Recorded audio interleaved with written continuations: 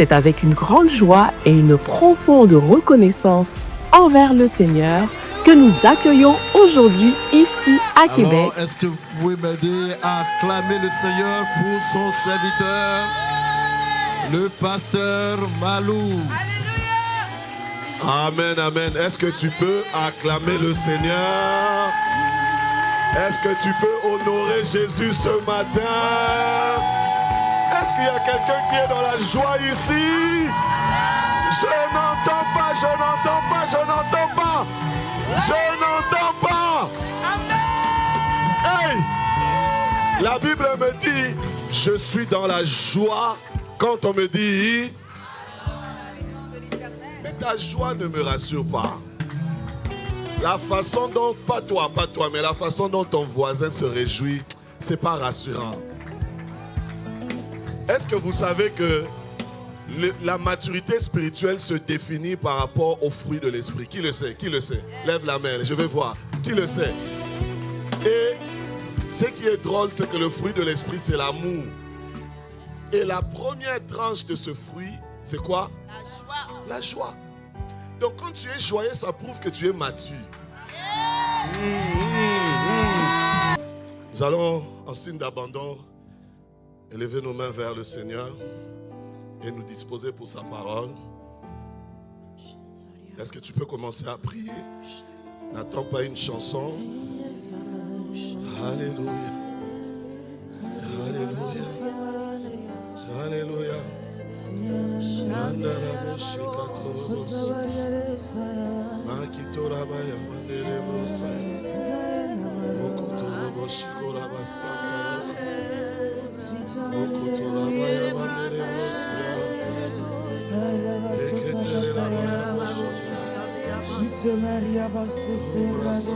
Élève la voix, élève la voix.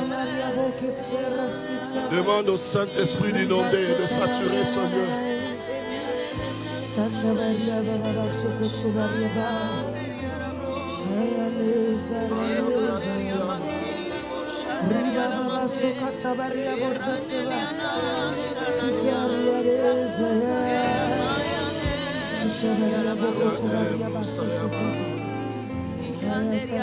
Dis tout simplement, j'ai besoin de toi. J'ai besoin de toi. J'ai besoin de toi, Saint-Esprit. J'ai besoin de toi. J'ai besoin de toi. J'ai besoin de toi, Saint-Esprit. J'ai besoin de toi. Je reconnais que sans toi je ne suis rien. Je ne suis capable de rien. Saint-Esprit, j'ai besoin de toi. Viens dans ma vie. Viens me saturer. Viens m'inonder, Saint-Esprit. Oh, j'ai besoin de toi. Est-ce que c'est ton cas ce matin? Est-ce que tu reconnais ta petitesse, ton infinitude, Saint-Esprit? Oh, Paraclet, j'ai ton besoin.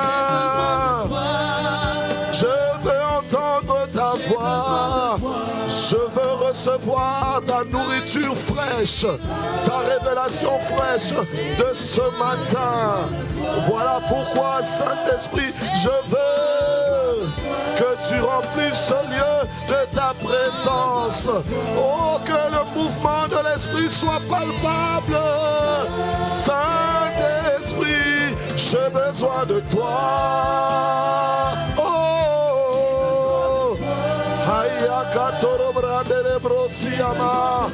j'ai besoin de toi, Esprit de Dieu. C'est de nos entrailles que nous crions, que nous avons besoin de toi. Sans toi, nous ne sommes rien. Nous ne pouvons pouvons rien. Nous ne sommes capables de rien. Lève les mains, dis-lui encore. J'ai besoin de toi. Oh, Yakatororaba. Que serais-je sans toi? Que ferais-je sans toi? Où irais-je loin de toi? Oh, tu es le Dieu qui voit tout partout, en tout lieu. Saint-Esprit,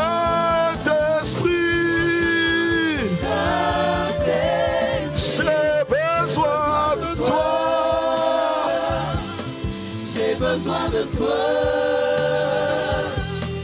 J'ai besoin de toi.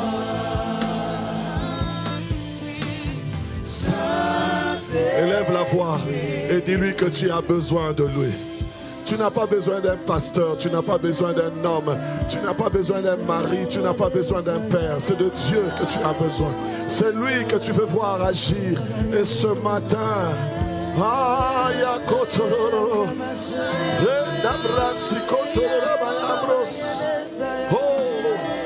j'ai besoin de toi, Saint-Esprit. Oh, Esprit de Dieu. Oh, mes yeux sont sur toi. Oh Seigneur, je m'attends à toi. Mes yeux sont sur toi.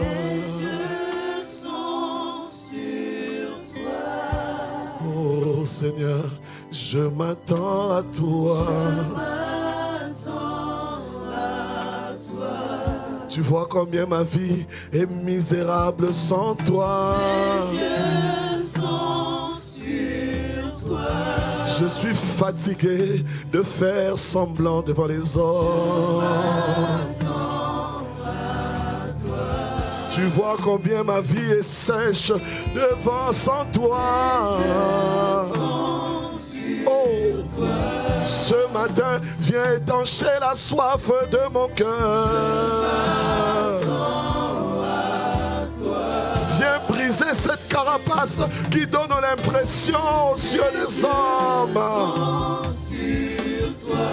Emmène-moi à recevoir le flot d'en haut. Ouvre les écluses des cieux sur nos vies et remplis, déverse tes flots. Mes yeux sont sur toi. Oh, je m'attends à toi ce matin. Je suis venu vider de tout. Alors remplis-moi de ta vie, de ton esprit.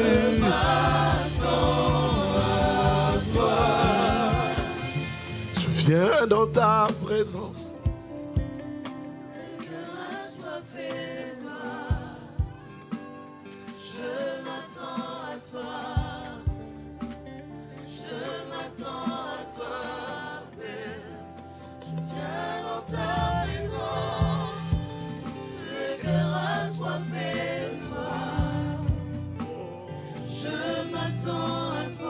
Seigneur, agrée cette adoration.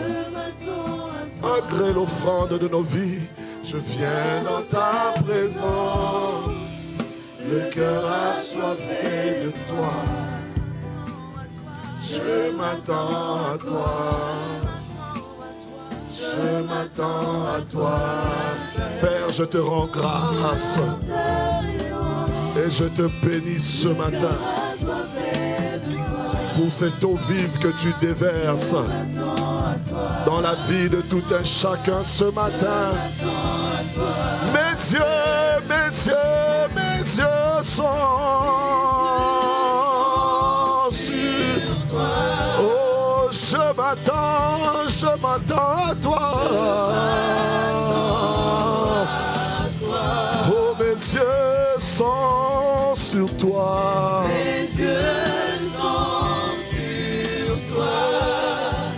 Je m'attends à toi. Je te donne quelques secondes, élève la voix et dis-lui pourquoi tu es venu en ce lieu. Dis-lui ce que tu attends de lui ce matin. Assurément, il va répondre. Il va te dire ce pourquoi tu es venu ce matin. Dis-le-lui, dis-le-lui, dis-le-lui, dis-le-lui. Haya kantoro brasa kateria. Ebrasa ebros.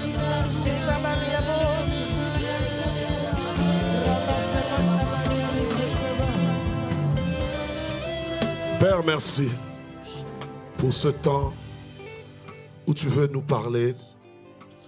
Merci d'inspirer chaque parole de la bouche, de l'instrument que tu veux utiliser.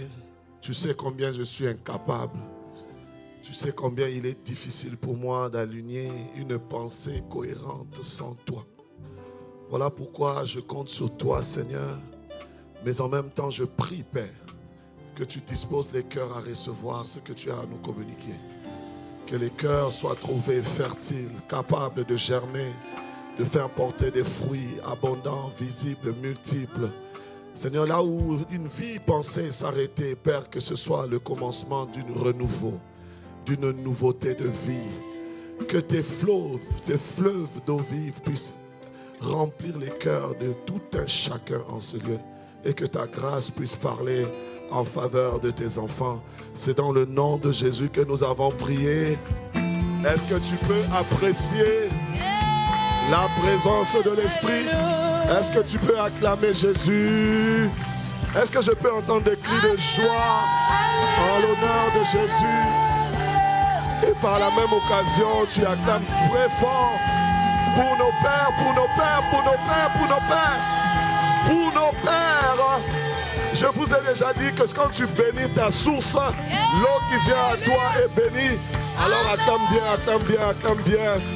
Pour nos parents, le pasteur Ivan, le pasteur Yves, maman Maud, maman Abi, acclame. Alors, pour ceux qui étaient là, je crois vendredi ou samedi, je ne sais plus, j'ai lu le message que le pasteur Célestin a envoyé à propos de Québec. Est-ce que tu peux honorer ce Père qui pense, qui est capable de penser à chacune des églises, donc par ricochet, à chacune de nos vies? Acclame bien, acclame bien. Alléluia. Amen. Et je bénis le Seigneur pour vos bergers, vos pasteurs ici sur place. Est-ce que tu veux apprécier au moins la grâce que tu as de les avoir comme bergers et bergères? Amen, amen. Le Seigneur envoie des brebis vers des bergers selon son cœur. Yes. Et vous avez des bergers selon son cœur. Dis amen avec moi. Amen. Des personnes qui, nous les pasteurs là, en tout cas pas moi, lui et son épouse, on paye un prix que parfois tu ne peux pas comprendre. Tu ne peux pas comprendre. Un jour, j'ai fait un songe. Et dans mon songe, j'ai vu la famille d'une de mes filles spirituelles en train de me poursuivre, mais à un niveau terrible. Et pourtant, on n'est même pas du même pays. Hein. J'ai dit, hey, première fois. Deuxième fois. La deuxième fois, j'ai couru, je suis allé voir le pasteur Célestin. Je dis, mais je ne comprends pas. La famille de cette fille-là est en train de me poursuivre la nuit. Il me dit, mais il faut les détruire. Parce qu'à l'époque, moi, je ne savais pas que je devais les détruire. Moi, j'étais le genre de chrétien qui dit, il faut avoir compassion même des démons. Tu sais, non? Les chrétiens qui sont tellement bons, il faut avoir compassion des démons. Il m'a dit, il faut les détruire. Mais en même temps, il m'a dit, mais quand tu penses que Dieu te met quelqu'un sous ta couverture, tu penses que c'est simple. Tu penses que quand tu chasses les démons, là, ces démons-là, et leur source, ils sont contents. C'est là que j'avais compris que, donc cette affaire-là, d'être berger de quelqu'un, pasteur de quelqu'un, ça demande que tu montes en esprit. Ton amen ne me rassure pas. Donc quand je te dis d'honorer d'acclamer le Seigneur pour tes bergers, tu n'as pas idée de ce qui se passe dans le spirituel. Amen. Voilà pourquoi même quand tu acclames le Seigneur pour nos parents, il faut bien le faire. Acclame encore le Seigneur pour nos parents. Amen. Amen. Et avant de t'asseoir, je vais te demander d'acclamer d'abord pour ton voisin. Regarde ton voisin. Et si tu le désires, tu n'es pas obligé, mais si tu le désires, tu peux aussi acclamer le Seigneur pour la beauté faite chère. Tu n'es pas obligé, tu n'es pas obligé. Alléluia. Yes. Amen. Amen. Amen. Vraiment, je bénis le Seigneur. J'ai tellement prêché vendredi et samedi qu'aujourd'hui, je pensais que j'allais rien faire. On allait me donner jour férié. Mais votre berger, vraiment, il est en train de me presser comme une orange. Que le Seigneur le bénisse. Amen. Tu peux reprendre ta place dans le nom de Jésus. Oh, merci aux chantres. Est-ce qu'on peut acclamer Jésus pour les chantres? Waouh, waouh, waouh, waouh. Alors, ça va être très difficile pour moi de tout revisiter. Et depuis vendredi, samedi, ça va être compliqué. Mais quand je te vois, en même temps, j'ai compassion parce que si tu ne comprends pas ce qu'on a fait, on s'est dit vendredi et samedi, tu risques de rater beaucoup de choses. Donc du coup, je ne sais pas comment on va faire. Et puis, le premier culte là, ça finit vite. Donc comment on fait? C'est pour ça que tu ne dois pas être dimancheur. Amen. Amen, amen. Bon, je vais faire ce qu'on appelle dans le domaine littéraire erratum. Je vais demander un peu de ventilateur. Pas beaucoup, mais un peu. Parce qu'on dirait que aujourd'hui, il fait un peu plus chaud que la dernière fois. Un peu de ventilateur. Voilà, donc nous sommes en train de parler. Le thème de ce séminaire, c'est quoi, de ce camp? Les armes du disciple. Et je vous avais promis que j'allais parler des armes pour que dimanche, je parle du disciple. Mais je n'ai pas pu honorer ma promesse parce que je suis encore en train de parler des armes.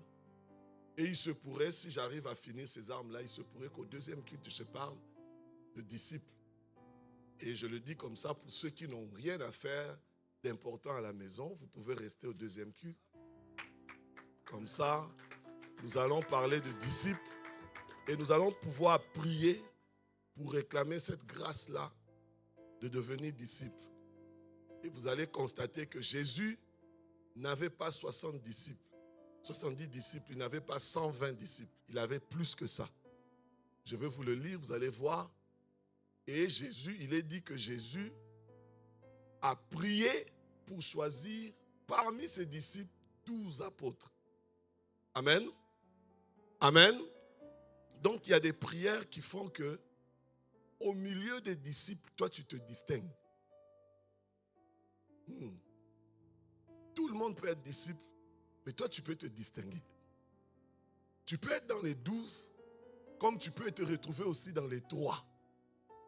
Parmi ceux qui vont à la montagne de la transfiguration. Qui ne veut pas ça? Oh, tu ne dis pas amen, tu es suspect. Ta vie ne doit pas être ordinaire. Dis amen avec moi. Alors, en guise de rappel, je disais que depuis vendredi que la position est la condition de la fonction. C'est-à-dire que j'ai expliqué que quand on regarde la création, on voit que tous les animaux marchent à 4 pattes. Même les singes, les chimpanzés essaient un peu de se lever, mais ils finissent toujours par être rattrapés par le fait d'être quadrupèdes. Le seul bipède véritable, c'est l'humain. Pourquoi? Parce que Dieu nous a créés, nous a formés, si vous voulez, parce qu'il faut utiliser des termes exacts. Il nous a formés de telle sorte que nous soyons debout en position d'autorité face à toute la création. Alors que toute la création est en position prosternée, nous sommes debout. nous ne nous prosternons que quand nous adorons Dieu. C'est pour ça que quand tu te prosternes devant la créature, tu es en train d'idolâtrer.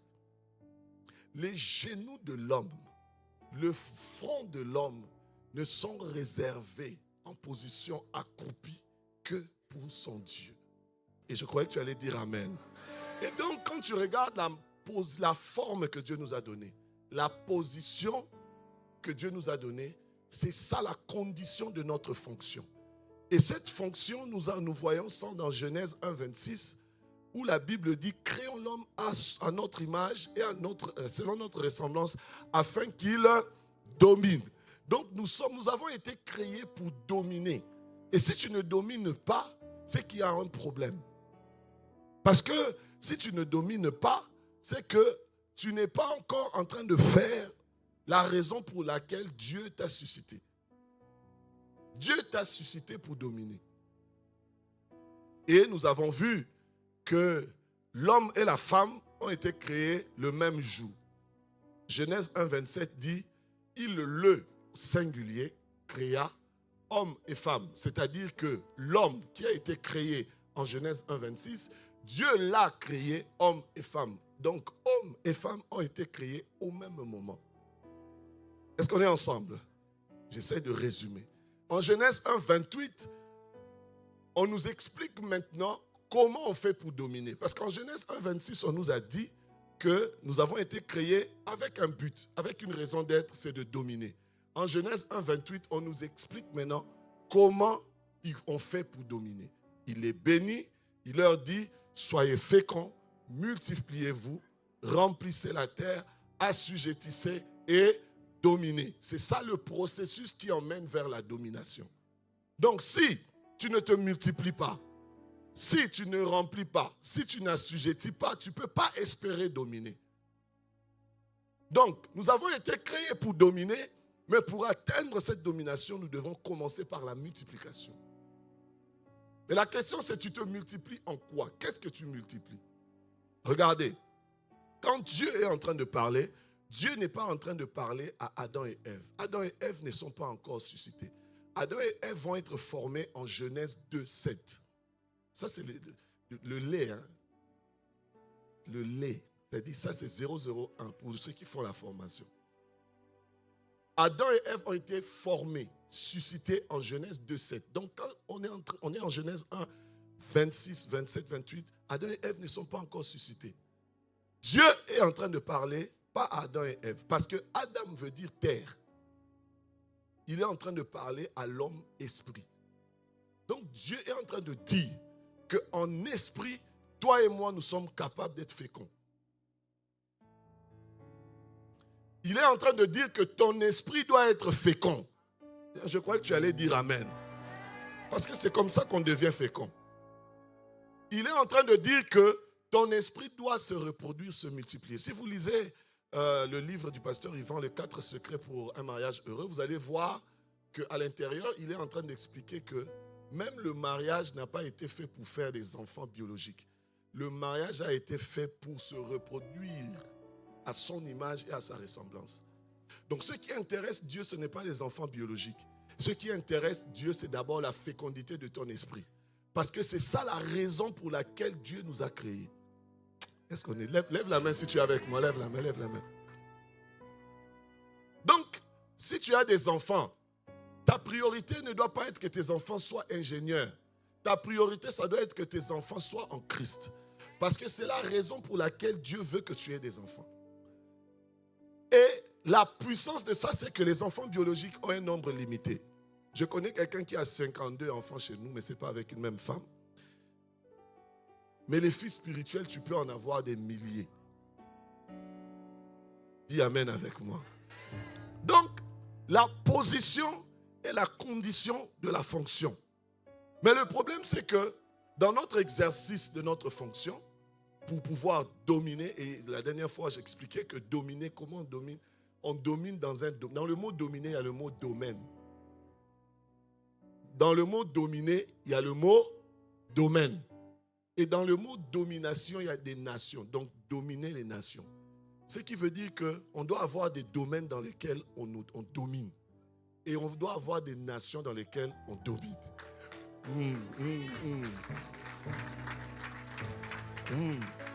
Donc, si tu es ici et que tu n'as pas le rêve de dominer sur Québec, c'est que tu es suspect. Oui. Tu es suspect. Tu es suspect. Ou sinon, tu n'as pas compris ta raison d'être. Ta raison d'être, c'est de dominer sur Québec. C'est pour ça qu'il dit que tout lieu où foule la plante de tes pieds, je te le donne en héritage. Regardez quand il a délivré les enfants d'Israël. C'était pourquoi? Pour aller posséder un territoire.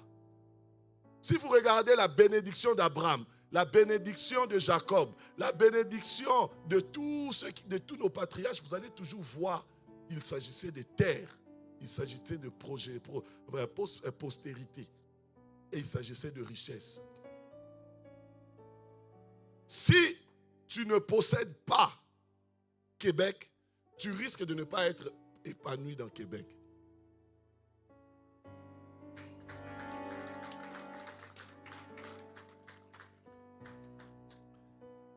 Regardez, même l'église. Un jour, on était avec nos pasteurs, nos parents spirituels.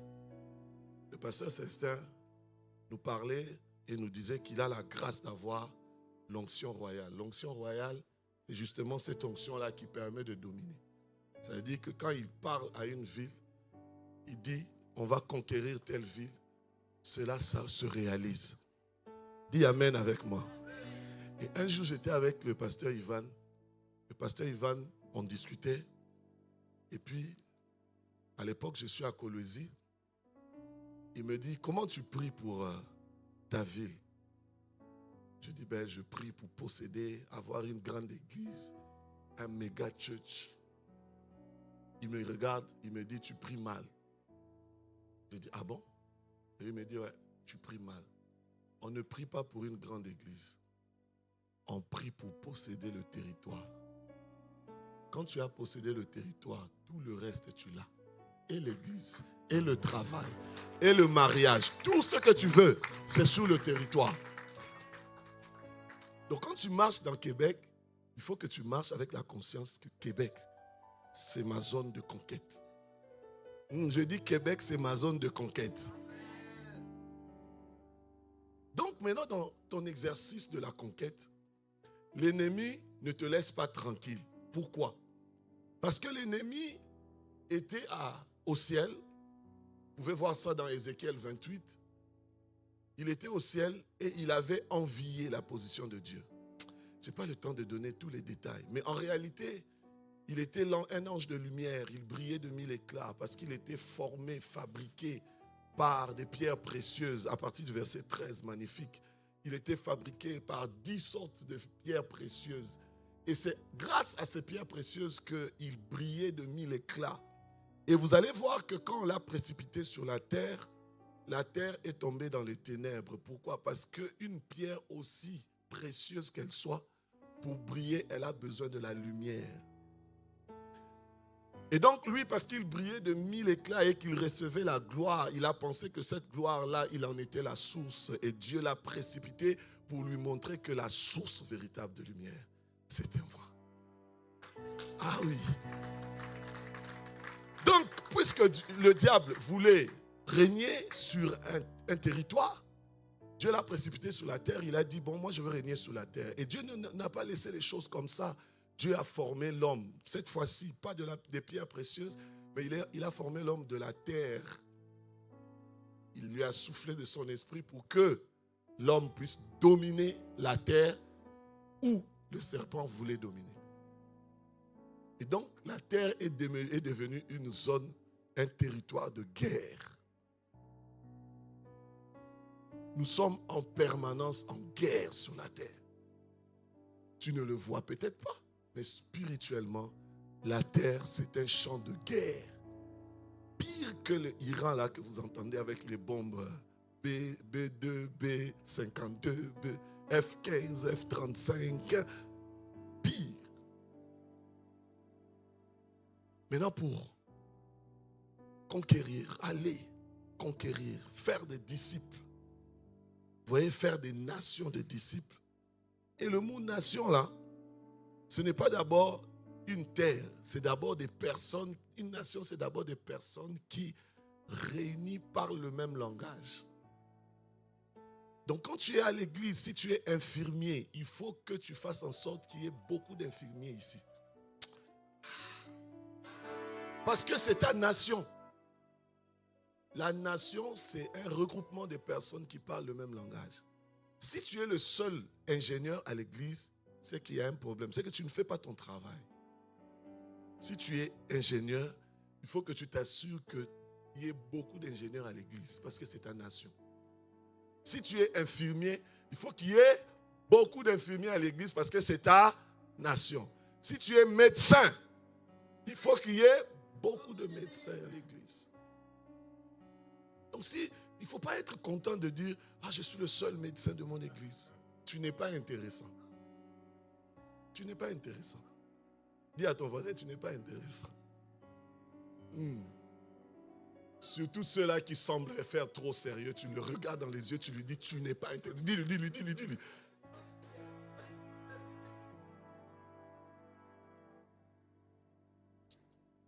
Il y a des gens, ils viennent à l'église, mais le visage froissé, je ne comprends pas. Qui t'oblige même? Que le Seigneur te fasse du bien. Et donc, dans cet élan de conquête, comme j'ai dit, la terre est en guerre.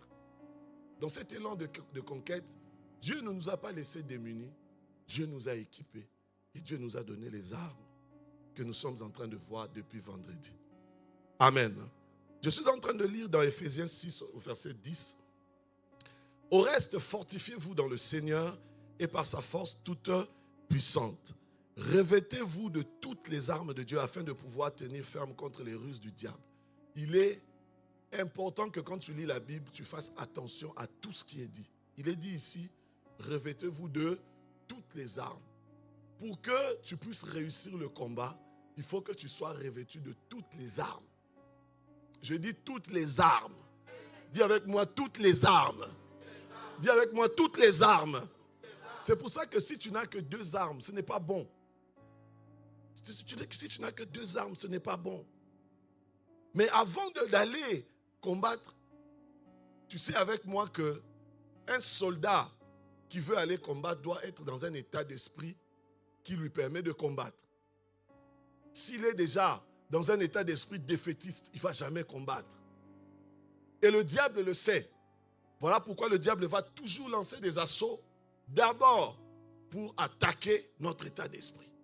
C'est pour ça que quand tu viens à l'église, on te demande d'être joyeux, de danser, de célébrer. Ce n'est pas pour rien. Moi, j'ai un remède. Quand je sens que mon âme est chargée, je commence à ressentir de tristesse, je mets la louange. Ma femme est là. Je mets la louange à la maison, je me mets à danser. Ah oui. Je vous dis, même pasteur comme ça, je mets la musique, je danse. Et parfois, je danse avec ma femme, je danse avec mes enfants. À la maison, là, ça devient n'importe quoi. Ah oui. Je mets des louanges, je danse. Et tu vas voir qu'à un certain moment, bam,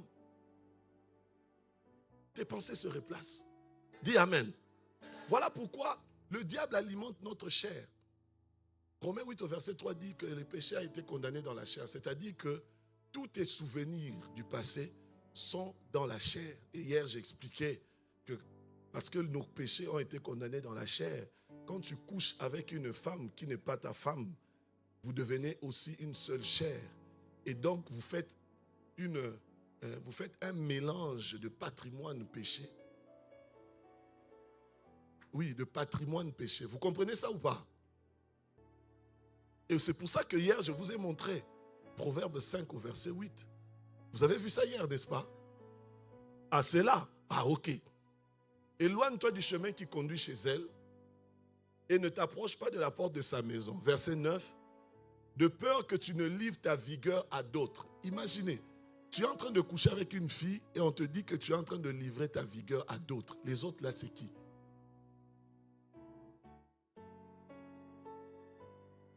Vous voyez le monde spirituel? Je vous dis qu'on est en guerre. Le mot vigueur là, c'est le mot grâce, gloire, étoile.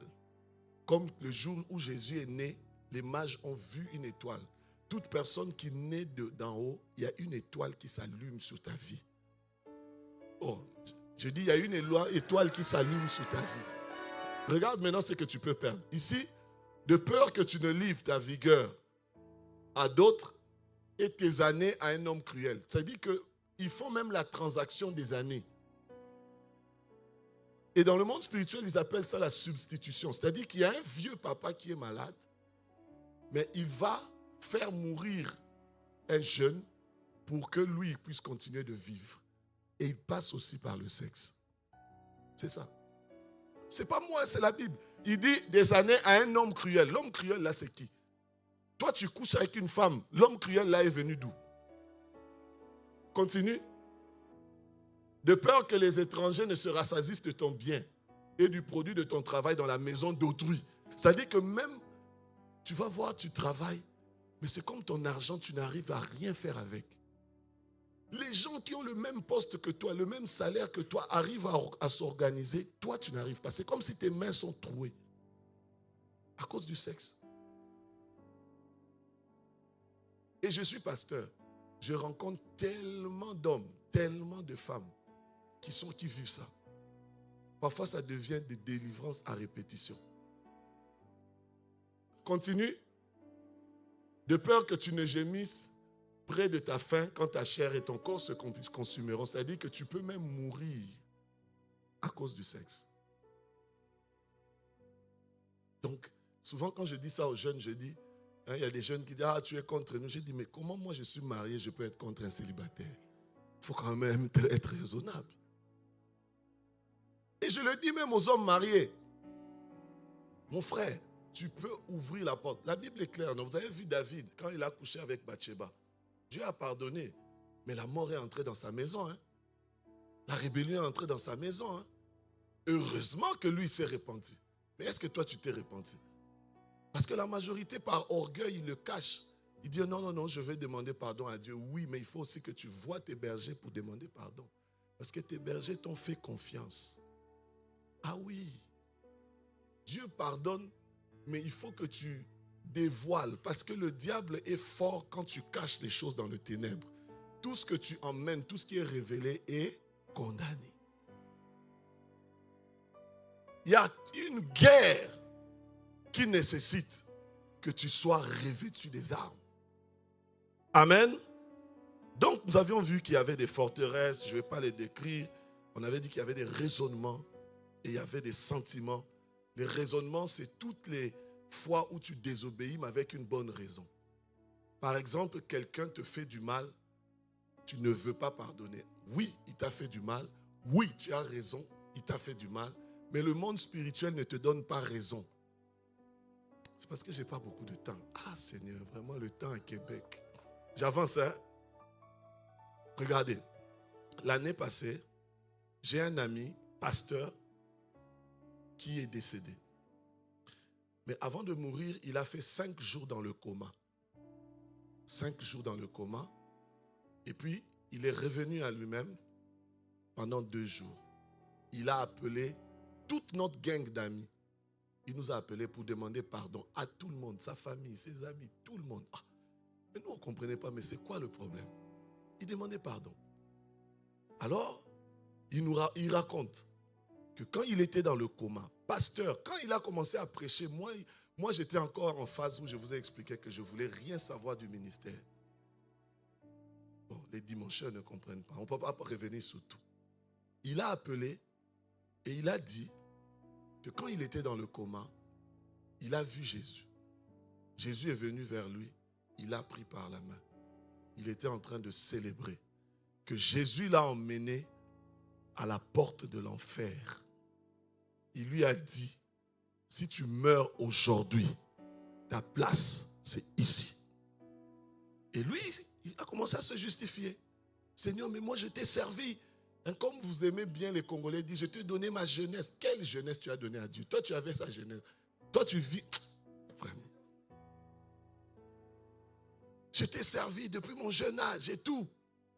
Le Seigneur lui a montré l'état de son cœur, comme dans un film. Et là, il a vu beaucoup de choses. Parce que même moi, il m'a fait un faux coup. le monde spirituel ne comprend que l'obéissance à la parole.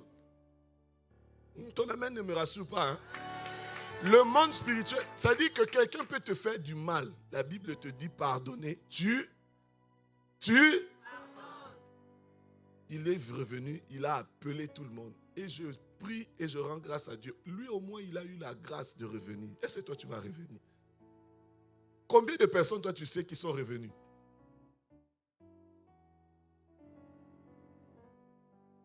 Ne prenez pas la vie chrétienne à la légère. Ne prenez pas la vie chrétienne à la légère.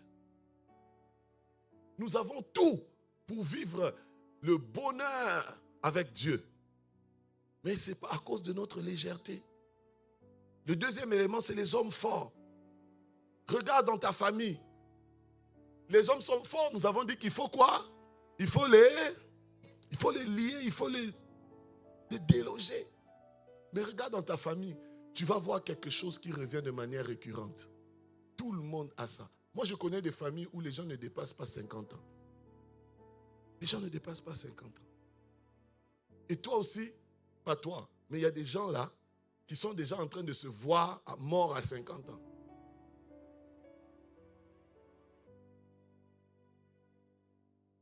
Et comment combattre ce système de pensée-là?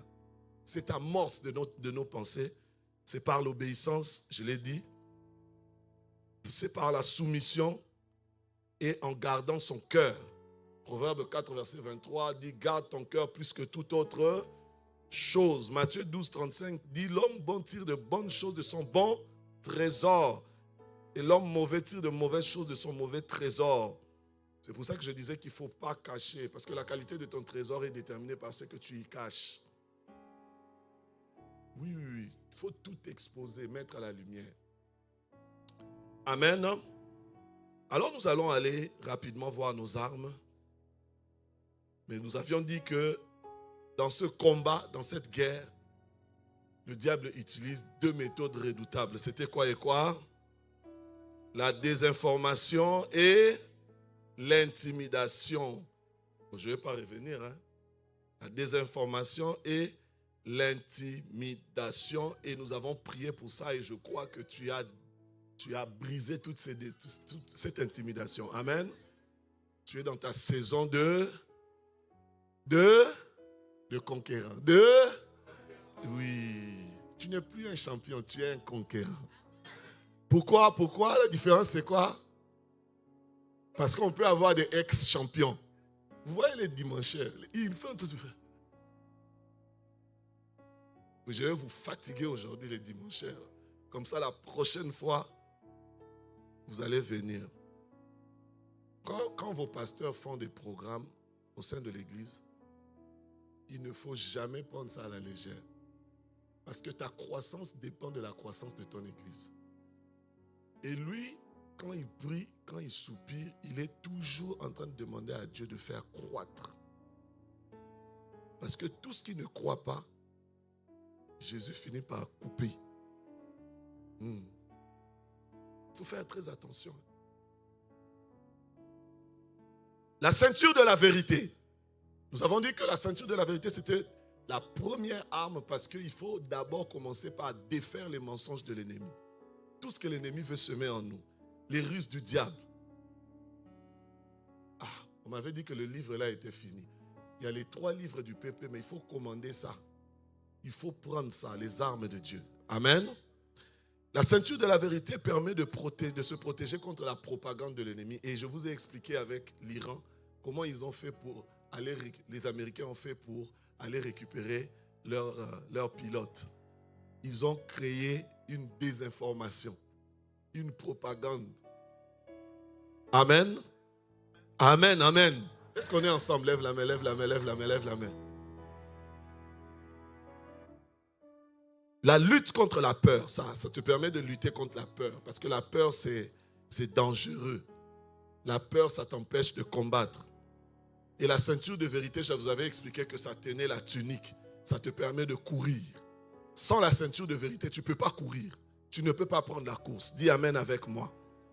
La ceinture de vérité, c'est aussi elle qui porte l'épée de la parole. L'épée, c'est la seule arme offensive que tu as. Toutes les autres armes sont défensives. Je vais vous expliquer tantôt. L'épée, c'est la seule arme offensive que tu as. Dis Amen. La ceinture de vérité, la vérité, c'est ce que Dieu dit. La vérité, ce n'est pas ce que tu penses. Dis Amen avec moi. La vérité, c'est ce que Dieu... La vérité, c'est ce que Dieu... Ce n'est pas ce que tu penses. Même si tu n'as pas d'argent, Dieu a dit que tu es riche.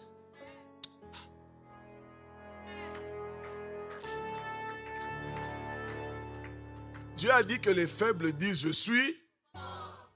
Donc dis avec moi « je suis ». Je n'ai pas entendu « je suis ». Et que les pauvres disent « je suis ». Donc je suis. Il ne faut pas regarder ta condition. Regarde à la vérité. La vérité est toujours au-dessus de la réalité. C'est par la main de la foi qu'on prend la vérité pour en faire une réalité.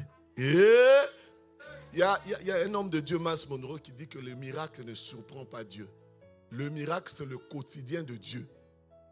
Oui, le miracle surprend les hommes. C'est pour ça que cette chanson-là fait du sens pour moi. L'inspiration et le... Non, c'est pas celui-là. Le surnaturel et le naturel du Dieu tout-puissant. Jésus au milieu. Donc le surnaturel et le naturel du Dieu de Dieu.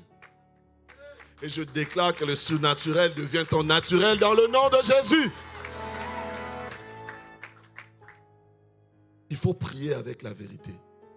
Il a dit nous sommes féconds. Dis Amen avec moi. Nous allons nous multiplier. Dis Amen avec moi. Nous sommes supérieurs aux anges. Dis avec Amen avec moi.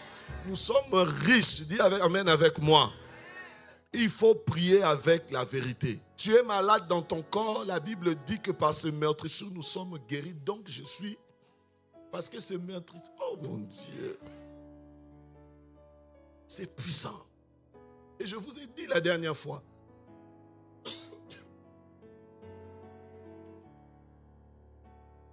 Bon, acclame Jésus.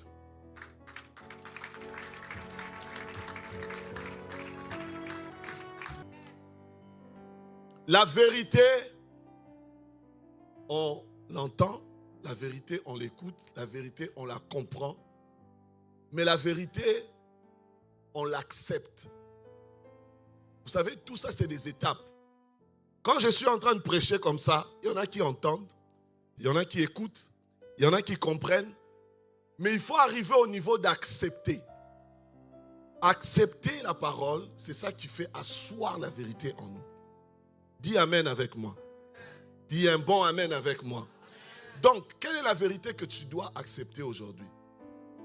Si tu es malade dans ton corps, accepte la vérité sur laquelle, que par ces meurtrissures, nous sommes guéris. Et ça va continuer. Mais toi aussi, tu vas continuer. Jusqu'au jour où tu vas dominer sur elle. Dis Amen avec moi. Ceux qui étaient là, je leur ai expliqué que le corps, c'est la terre. Dieu a parlé à la terre, donne des arbres, la terre a entendu. Ça veut dire que la terre a des oreilles pour entendre la voix de Dieu, la parole de Dieu. Or, au décommencement, l'esprit se mouvait. Donc, c'est la parole fécondée par l'esprit qui donne des résultats. En toi, il y a le Saint-Esprit. En toi, il y a la parole. C'est-à-dire que toi, tu peux parler à la terre. Le corps et la terre entendent. Il faut que tu l'acceptes. C'est pour ça qu'on prie pour les malades. Toi, tu penses que je peux être ici, je dis à quelqu'un, reçois et puis la personne tombe. Comment je fais ça? Comment? Moi, les chrétiens, vraiment, c'est comme des milliardaires qui vivent pauvres avec $1. Non, mais je vous dis, avec toutes les richesses qu'il y a. Deuxième arme, c'était la cuirasse. Nous avons dit que la cuirasse, c'était l'antiballe. L'antiballe de la conscience. L'antiballe, dis avec moi l'antiballe. La cuirasse de la justice. Parce que le contraire de la justice, c'est la condamnation. Et tu dois aussi établir en toi que tu es juste. Dis avec moi, je suis juste. Dis avec moi, je suis acquitté. L'acte dont les ordonnances me condamnaient a été cloué à la croix. Et alors que tu avais les péchés, comme un vêtement de condamnation, aujourd'hui, tu as été acquitté totalement. Il n'y a plus de condamnation pour ceux qui sont en... Le châtiment qui nous est donné est tombé sur lui. Donc, il y a beaucoup de gens qui perdent cette guerre-là parce qu'ils portent le poids des péchés d'il y a 45 ans. Tu as commis un péché, tu as fait un avortement depuis 30 ans et tu es tout le temps en train de demander pardon. Dieu t'a déjà pardonné. Mais c'est toi qui dois accepter le pardon de Dieu. Je dis, tu dois porter ta cuirasse. Tu dois porter ta cuirasse. Si tu sens un péché continuer de te ronger, c'est un péché que tu dois dévoiler. Viens l'exposer à tes bergers. Parce que ce péché-là va combattre ta cuirasse. Nous avons vu, mettez-moi l'image, non? Nous avons vu que la cuirasse, ça te donne fière allure. Dis avec moi, fière allure. Regardez, on met au milieu ici, La cuirasse, ça change ton allure. Ça te rend impressionnant. Regardez. On ne sait pas s'il a un gros ventre à l'intérieur. On ne sait pas. Même si tu as une mousse au chocolat comme moi, ça devient tablette. Je te dis, ça devient tablette. Dans le monde spirituel, c'est comme ça qu'on te voit. Fier à lui. C'est pour ça que je vois des chrétiens. Les gens pensent que quand tu es chrétien, tu dois être... Ah non! Un chrétien, c'est quelqu'un qui marche fier à lui. Ah oui. Parce que tu es habité par un esprit supérieur. Hey! Regardez, ça te donne des épaulettes. Fais comme ça, fais comme ça. Aïe! Fais comme ça. Non. Et ça te délivre de la propagande du diable. Quelle propagande va m'atteindre? Ah non! C'est là que tu marches dans l'assurance. Ça te donne de l'autorité et tu deviens effrayant. Là où l'ennemi lançait l'intimidation, toi tu viens avec fière allure. Dis avec moi, fière allure. Maintenant là, on a prié pour ça hier, mais je veux que tu te questionnes. Qu'est-ce qui te disqualifie par rapport à tes propres yeux? Quel péché tu as fait qui continue de sonner dans tes oreilles? Dis avec moi, fière allure. Ah non. Hier, j'ai expliqué que moi, j'ai mis 3 ans pour accepter le pardon de Dieu. Tellement j'avais fait de faux coups dans le monde que j'ai mis 3 ans. C'est-à-dire, j'étais chrétien, j'étais à la chorale. Choriste. J'étais à la chorale. Je chantais, je jouais au piano. Mais je n'avais pas accepté le pardon de Dieu. Je croyais, mais je n'avais pas accepté. Et je ne vais pas rappeler l'histoire là, c'était pour ceux qui viennent en semaine. Amen. Proverbe 28 au verset 1 dit, le méchant prend la fuite sans qu'on le poursuive, mais le juste a de l'assurance comme un jeune lion. Hey! Quand tu es conscient de ta justice, de ta cuirasse de justice, tu as de l'assurance comme un jeune lion. Il n'y a rien qui t'effraie. Non, que le Seigneur vous fortifie. Je veux booster la foi de quelqu'un. Moi, j'ai failli perdre mon dernier à l'hôpital. Il est né et puis il n'a pas respiré. Il a respiré 9 minutes après sa naissance. Et sa maman était en train d'être réparée à côté. Et puis, j'étais seul avec 12 médecins en train de prier en langue. Et hier, j'ai secoué un peu les papas pour dire que vous devez être les sacrificateurs de vos maisons. Dans la salle d'accouchement, je priais en langue, je criais. J'appelais cet enfant-là par son nom. 11 médecins l'ont déclaré mort. Il restait un dernier qui continuait de le réanimer. Et moi, j'étais à côté, en train de le réanimer spirituellement. Et le dernier médecin a lancé un cri. Oh, il respire, il respire. Amen. Mon ami. Vous savez, la puissance qui est dans l'esprit qui habite en vous, vous n'avez pas conscience. Souvent quand je parle aux chrétiens, vous n'avez pas... Moi j'étais bébé spirituel, 2 mois de conversion. Je suis resté seul avec mon petit frère. Il tombe malade. Il avait la fièvre. C'est-à-dire, je n'avais personne pour m'aider. Il n'y avait pas de voiture. C'était dans des conditions compliquées au pays. 2 mois de conversion. J'ai prié pour mon petit frère. À l'instant, guérison instantanée. C'est moi qui ai fui la maison. C'est moi qui ai fui la maison. Parce qu'en même temps, j'ai prié avec foi, mais en même temps, je n'ai pas compris. Guérison instantanée. 2 mois de conversion. Je savais que quelques versets que j'ai cités, et l'enfant était guéri. Tu n'as pas idée. Mais le diable t'attaque parce qu'il attaque ta cuirasse. Il te fait passer pour un perdant, pour un loser, alors que toi, tu es un conquérant. Dis un bon amen avec moi. Dis un bon amen, amen, amen. Nous allons continuer aujourd'hui, nous allons voir les chaussures du zèle. Tu peux faire... Les chaussures du zèle, c'est important. Je vais aller un peu vite pour le reste. Bon, si j'arrive. Les chaussures du zèle, c'est tellement important. Parce que, regardez, quand tu n'as pas tes chaussures, tu peux te faire mordre aux pieds. Et lors d'une guerre, il y a des mines partout, il y a des clous. Tu peux marcher à fière allure. Tu vois, non? Tu marches à fière allure, mais imagine s'il y a des mines. Tu vas sauter, hein? Oui ou non? Tu vas sauter. Donc tu as besoin de tes chaussures. Dis amen avec moi. Luc 10, 18 que vous connaissez dit, Jésus leur dit, je voyais Satan tomber comme un éclair. Voici, je vous ai donné le pouvoir de marcher sur le serpent et sur le scorpion et toutes les puissances de l'ennemi et rien ne pourra vous. Maintenant, comment tu marches sur le serpent si tu n'as pas de chaussures? Comment tu fais? Il va te mordre le talon, tu ne vas rien comprendre. Donc, quelqu'un qui veut marcher sur le serpent, là, quand tu dis il est sous nos pieds, est-ce que tu as des chaussures ou pas? Parce que s'il est sous tes pieds et que tu n'as pas de chaussures, il va te mordre. Dis avec moi, chaussures, chaussures. Matthieu 28, quand Jésus dit, allez et approchez, tout pouvoir m'a été donné dans le ciel et sur la terre. Allez, faites de toutes les nations les disciples et baptisés au nom du Père et du Saint-Esprit.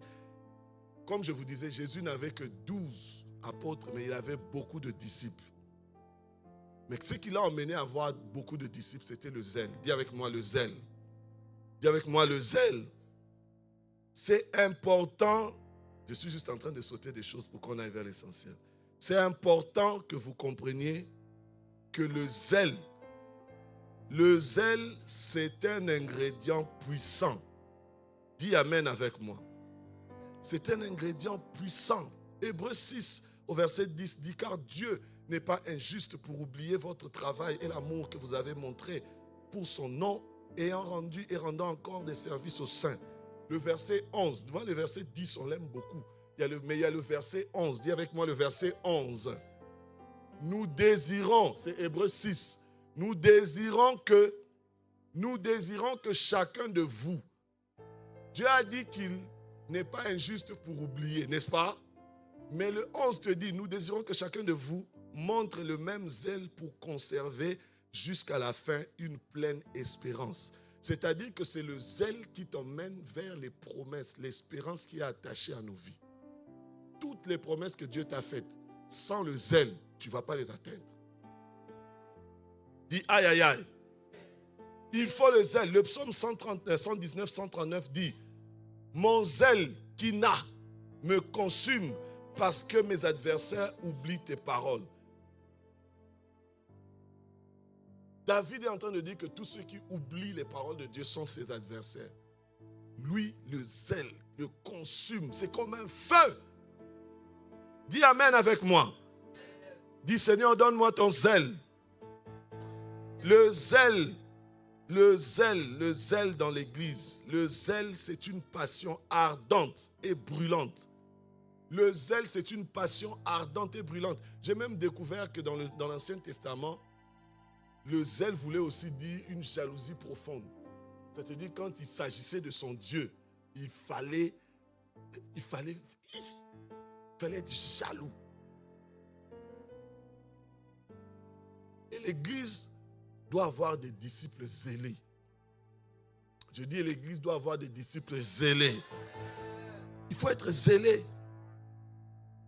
Maintenant, regarde ce texte que j'aime tant. Ésaïe 48 au verset 17. Ainsi parle l'Éternel, ton Rédempteur, le Saint d'Israël. Moi, l'Éternel, ton Dieu, je t'instruis pour ton bien. Je t'instruis pour ton bien. Je te conduis dans les voies que tu dois suivre. Oh, si tu étais, verset 18. Donne-moi le verset 18. Ésaïe 48 au verset 18. Vous allez voir ça.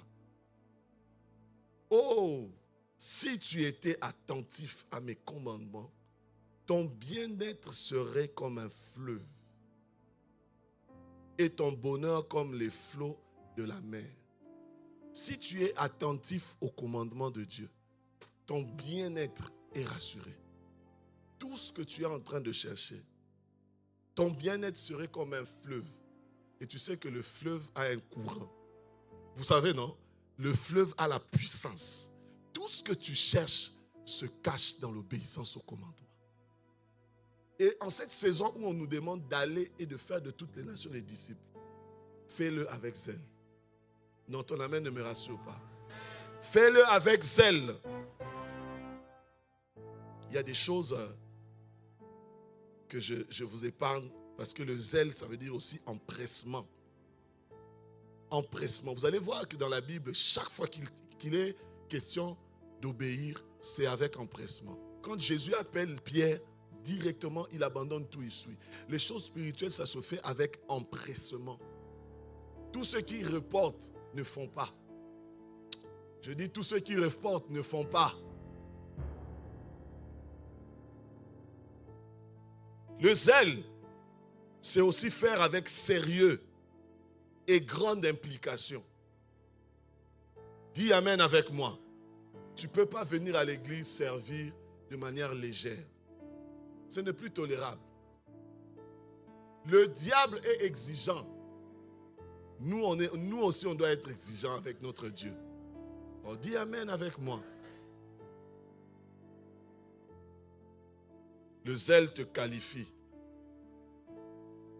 C'est le zèle qui qualifie. Quand Jésus demande à Pierre de paître ses brebis, il ne l'appelle pas Pierre. Il dit quoi? Simon, fils de Jonas. On a vu ça avec vous. C'est-à-dire que Pierre n'était pas encore Pierre, il était encore Simon. Simon veut dire instabilité. Pierre veut dire stabilité. Est-ce que vous me suivez? Donc, ça veut dire que Dieu n'a pas besoin que tu sois d'abord stable. Dieu veut que tu viennes tel que tu es. Tel que tu es. Je dis avec moi, tel que je suis. Tel que tu es. Tu es Simon, fils de Jonas. Tu es instable. Viens tel que tu es. C'est lui qui va te rendre Pierre. Oh oui, tu peux acclamer le Seigneur. C'est lui qui va te rendre Pierre.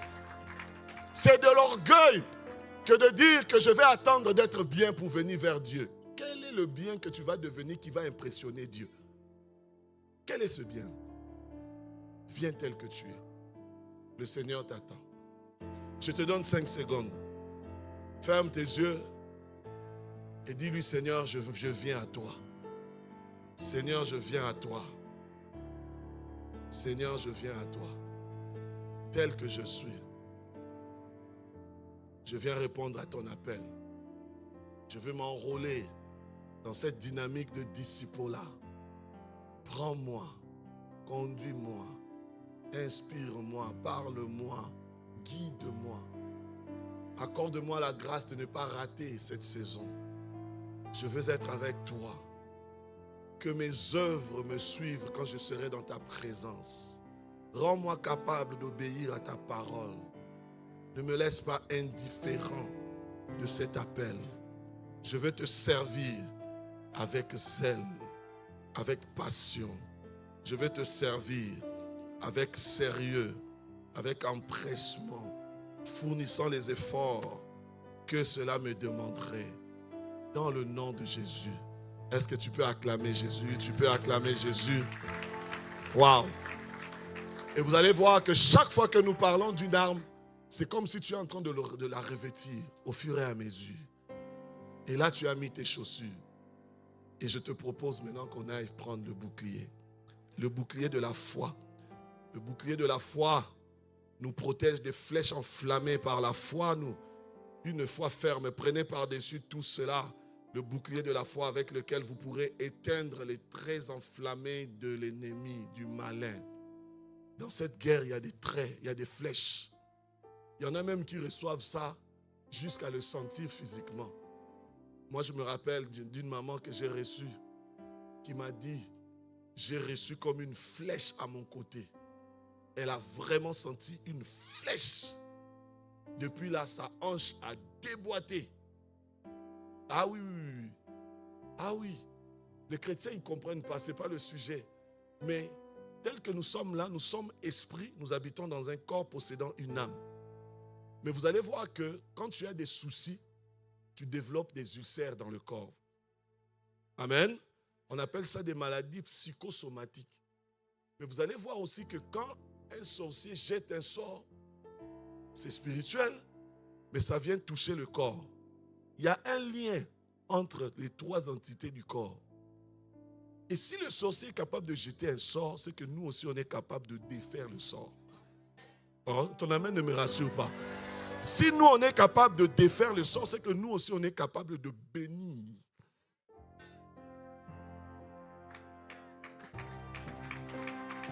C'est pour ça que quand quelqu'un devient de plus en plus mature, il comprend qu'il ne peut pas utiliser sa parole n'importe comment. Un chrétien qui insulte, c'est un chrétien qui n'a pas compris le pouvoir qu'il a dans sa langue. Même quand tu insultes ton enfant, tu ne sais pas qu'il y a des esprits errants qui peuvent prendre ces paroles-là pour les rendre matérielles. De ce que je dis est trop dur. Le bouclier de la foi. Il y avait à l'époque, si on veut aller dans le contexte, il y avait deux types de boucliers. Il y avait des boucliers ovales et des boucliers ronds. Et des boucliers rectangulaires. Le bouclier ovale, mais les deux boucliers pesaient 10 kilos. Donc c'est pour ça qu'au début, nous avons dit, fortifiez-vous par sa force toute puissante avant de porter les armures. Parce que l'armure pesait. Je vous ai dit ça hier, n'est-ce pas? Ah oui, n'est-ce pas? Ah, encourage, il faut répondre. Je vous ai dit ça hier ou pas? Les dimancheurs, bon. Donc, le bouclier pèse 10 kilos. 10 kilos, le bouclier. Donc, tu es en train de combattre avec une flèche et le bouclier. Ça, c'est le bouclier rond. Et le bouclier rond, on l'appelle clépus, le bouclier rond. Et les boucliers rectangulaires, on les appelait les scotum. Les scotum. Maintenant, les boucliers ronds, on les donnait aux faux frères. À ceux qui n'étaient pas des véritables juifs de sang.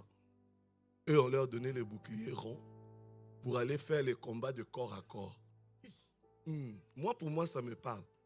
Les faux frères dans l'église, c'est eux qui font des combats de corps à corps avec le diable.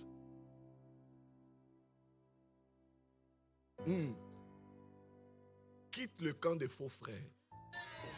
Je dis quitte le camp des faux frères.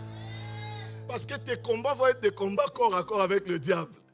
C'est pour ça que tu vois souvent, il te tape, tu tombes. Tu es chrétien, tu aimes Dieu, mais tu couches. Tu es chrétien, tu aimes Dieu, mais parce que tu fais le corps à corps. Et il te... imagine corps à corps avec le diable. Ça doit être chaud. Les faux frères, quittez. Amen. Vous allez vous battre avec le... Non, avec le scotum. Le scotum. Le scotum. Le bouclier rond. Demande, pardon? Attends, je vais lire parce que... ovale, c'est klepton. Non, clepus. C'est le rectangulaire qui est scotum. Clepus. Heureusement que tu as une femme qui est cultivée. Oui, c'est ça. Il faut bien choisir ta femme. Sinon, tu vas prêcher, tu vas dire des choses. Et puis, il n'y a personne pour t'aider. Merci, mon aide semblable. J'avance ou pas? Lève la main si tu es avec moi. Maintenant, la question c'est, toi, tu combats avec quel type de bouclier? Hein? Scotton, tu es sûr? Demande à ton voisin, tu combats avec quel type de bouclier? Les Scottom ou les Kleppes? Le Kleppes, c'est pour les faux frères. Et c'est eux. Ils sont vraiment... Hey, les Juifs là. Heureusement que la foi n'est pas pour les Juifs. La foi, c'est pour ceux qui ont la foi en Dieu. Dis Amen avec moi. Donc, ils prenaient les gens qui n'étaient pas des Juifs de souche. Ils les envoyaient au combat corps à corps. Avec des Kleppes. Malheureusement, à l'église, on a des gens comme ça. Qui combattent au corps à corps. Tous les jours, au corps à corps. Vous savez qu'à un certain moment, quand tu es dans le Seigneur, je ne dis pas que tu ne vas pas confesser, mais il y a des moments où tu oublies même que tu dois confesser. Tellement c'est comme si ta confession est tellement automatique quand tu ressens le besoin que tu n'as plus besoin chaque fois quand tu commences à prier de faire « Seigneur, pardonne mes péchés ». De toute façon, quand Dieu nous a donné le Notre Père, il n'a pas commencé par le pardon. Il a commencé d'abord par quoi? Par la filiation. Il faut d'abord que tu sois conscient de ta filiation pour activer la position qui te donne la fonction. Ah oui. Cette affaire de commencer la prière par le pardon, c'est catholique. Toi, tu es enfant de Dieu. Il faut d'abord que tu sois établi dans ça. Deuxièmement, notre Père qui est dans le ciel, c'est-à-dire il est notre, parce que nous formons une famille. Je ne suis pas seul. Il est dans le ciel. Il est dans une position inatteignable. Il est imperturbable. Parce que même quand il y avait déluge sur la terre, lui, il régnait sur son trône. Hey! Ça veut dire que ce Dieu-là, il est mon Père. Et quand tu dis que ton nom soit sanctifié, tu es en train de dire que ton nom soit mis à part. Mais comment? Il y a deux dimensions. Parce que toi, tu ne peux pas sanctifier le nom de Dieu. Comment tu fais pour sanctifier le nom de Dieu? Si ce n'est en vivant une vie qui emmène les hommes à dire de ton Dieu qu'il est un Dieu mis à part. Voilà pourquoi les Daniel ont sanctifié Dieu. Est-ce que toi tu sanctifies Dieu? Quand le Notre Père, ce n'est pas une récitation. C'est une occasion pour toi de te rendre compte que je dois mener une vie qui emmène les gens à dire son Dieu est le véritable Dieu. Waouh! Tu vois que le pardon vient après. Après. Et même ce pardon-là est conditionné à ta manière de pardonner. Dis avec moi, Scottom, Scottom. Oh, dis avec moi, Scottom. Lève la main, Scottom. Et mon ami, à la régie, trouve-moi ça. Ça va être fort.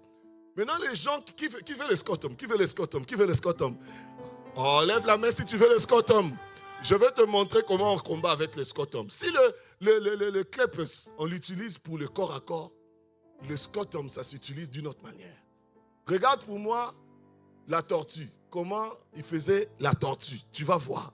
Le Scottom, le bouclier rectangulaire, on l'utilisait pour former la tortue. C'est-à-dire que ces gens-là, quand ils combattaient, ils mettaient eux tous leur Scottom comme ça, alignés. Chacun tient son Scottom aligné. Tu l'as? Faisons vite. Hey, j'ai pas le temps. Votre berger va me punir. Il va dire que j'ai débordé. Donc, ils alignaient ça comme ça. Et puis, il y en a d'autres qui les alignaient derrière. C'est pour ça qu'on te dit de tenir. Regardez. Vous avez vu comment ils combattaient? Ça veut dire que ça leur permet d'être groupés, d'être protégés des flèches enflammées de l'ennemi. Parce que quand tu as le Kleppes au corps à corps, les flèches enflammées, tu les reçois. Les flèches enflammées, tu les reçois. Dis aïe aïe aïe. Mais quand tu as le Scottom, comme ça, collé, cherchez une bonne tortille. C'est rouge comme ça. Ça, c'est un petit groupe. Donnez-moi un bon groupe, c'est rouge. Vous allez voir qu'ils font un mur et ils avancent ensemble.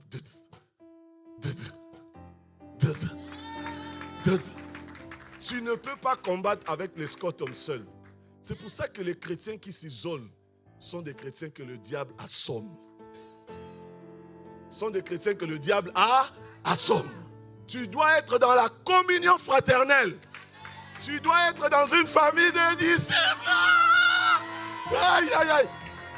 Mais Maintenant, de toi à moi, même si tu as le scrotum, voilà. Ah non, acclame le Seigneur pour la régie.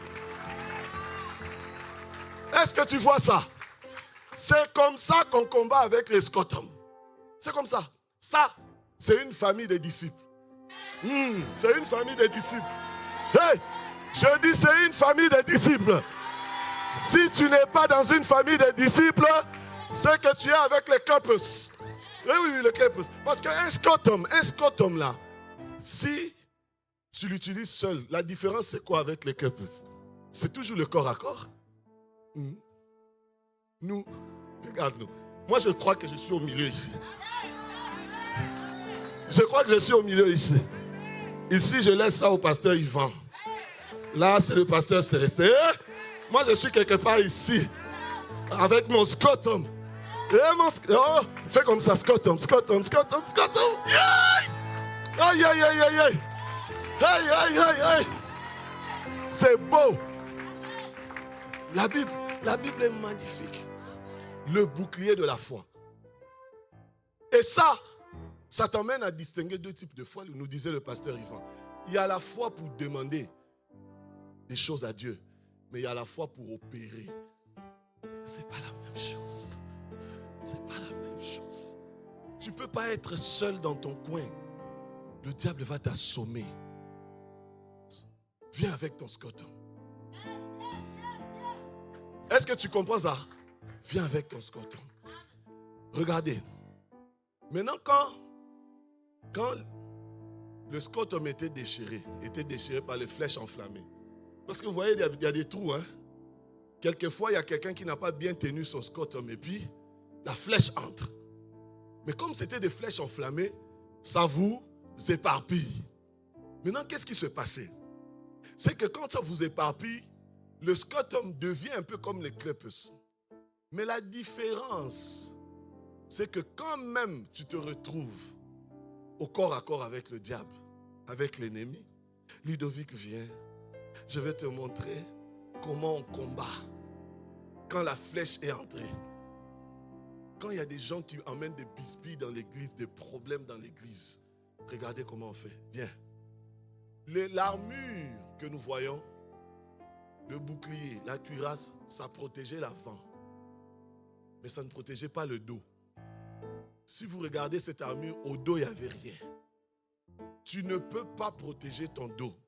La seule manière pour toi de protéger ton dos, c'est d'avoir Ludovic qui regarde de l'autre côté et il tient son scrotum, tient ton scrotum, et puis nous sommes en train de combattre ensemble. Nous sommes en train de combattre ensemble. Nous sommes en train de combattre ensemble. Oh, mais suis-moi, Ludovic. Au même rythme, même cadence. Aïe, aïe, aïe, aïe, aïe, aïe, aïe, aïe. Aïe, aïe, aïe, aïe, aïe. Tu peux reprendre ta place. Quand on te dit que l'église primitive persévérait dans la communion fraternelle, toi tu ne comprends pas ça. C'était la technique de scrotum. Communion fraternelle. Scrotum. Les gens qui n'étaient pas là vendredi et samedi, ils ont les scrotum. Bon, ils ont les scrotum. Dis avec moi scrotum. Waouh! Le bouclier de la foi. Le bouclier de la foi. Le bouclier de la foi. Ça te permet d'éteindre les flèches enflammées de l'ennemi. Et tu développes la foi qui te permet, Hébreux 6, au verset 11, nous désirons que chacun de vous montre le même zèle. Donc, la foi et le zèle sont liés. Dis Amen avec moi. Pour conserver jusqu'à la fin une pleine espérance. Verset 12. En sorte que vous ne vous relâchiez point et que vous imitiez ceux qui par la foi et la persévérance ont hérité des promesses. Les personnes qui n'héritent pas de promesses, il y a 3 choses qui leur manquent. Le zèle, la foi et la persévérance. Tout enfant de Dieu qui s'applique à avoir le zèle, la foi et la persévérance, il saisit les promesses. Et je déclare que tu vas saisir les promesses, tu vas saisir les promesses de Dieu. Tu vas saisir les promesses de Dieu. Ah mon Dieu. Bon, là vraiment, le temps est avancé. Les deux autres armes, on laisse ça ou bien? On laisse ça. Hein? Le casque et puis l'épée, on laisse ça. Hein?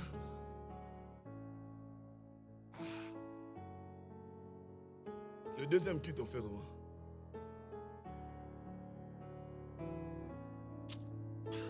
On fait comment? Bon, on va finir vite. Le casque du salut, tiens ta tête. Non, avant d'abord d'aller, tiens, lève la main comme ça, comme le scotum. Je te donne 5 secondes, parle au Seigneur. Parle au Seigneur, dis-lui, Seigneur, je vais avoir mon scotum. Je veux vivre en communion fraternelle. Je ne veux plus combattre seul au corps à corps. Je veux faire partie de cette famille. Ô Saint-Esprit, là où autrefois je me comportais en faux frère et que j'étais isolé, chaque jour je devais combattre au corps à corps avec l'ennemi. Accorde-moi la grâce de faire part. Je sens une telle présence. Je sens des prières sincères qui montent vers le Père. Accorde-moi la grâce de faire partie de ce corps et de combattre en unité de foi. Je ne serai plus seul, même quand quelques problèmes arriveront, je serai dos à dos avec mon frère, parce que je ne veux pas que l'ennemi m'attaque par le défaut de la cuirasse. Je veux que mon dos soit protégé, je veux que mon dos soit gardé, je veux que tu veilles sur moi. Oh, que tu m'accordes la grâce de bien manier ce bouclier, qu'il ne cesse de croître, qu'il ne cesse de grandir. C'est dans le nom de Jésus que nous avons prié. Amen. On reprend nos places quelques minutes. On va finir les deux. Mais avant d'aller, est-ce que tu peux me ramener quand même le scotum rapidement? Si vous avez observé... Non, ramène-moi vers les rouges. Si vous avez observé, le bouclier ovale était tout petit. N'est-ce pas? C'était tout petit. Mais le scotum est grand. Mais les deux pèsent le même poids, 10 kilos. Mais qu'est-ce qui se passe avec le scotum? C'est que le scotum est fait tel que ça ne puisse pas te protéger toi seul. La taille de ton scotum peut te permettre, ta foi peut te permettre de protéger ton conjoint. Ta foi peut te permettre de protéger tes enfants. C'est pour ça qu'il ne faut pas blaguer avec ce bouclier. Il y a des flèches que l'ennemi peut envoyer dans ta famille. Mais le bouclier là,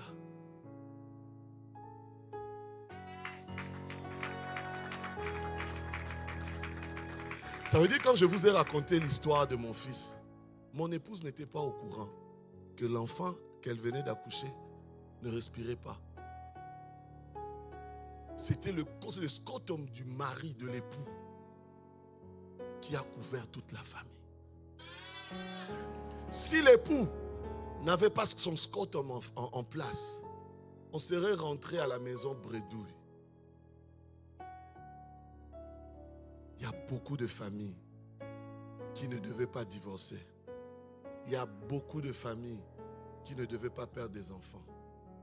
C'est juste que le scotum n'était pas là. Et même dans les couples, il y en a qui combattent avec les clippers.